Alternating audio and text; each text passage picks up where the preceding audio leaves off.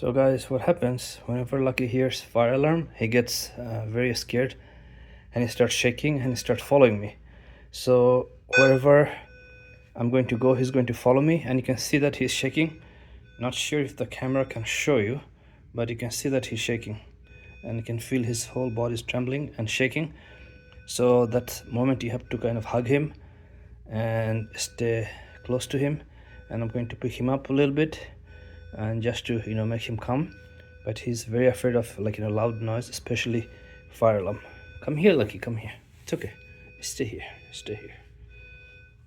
So he just wants to stay close to me and I have to hold him and hug him.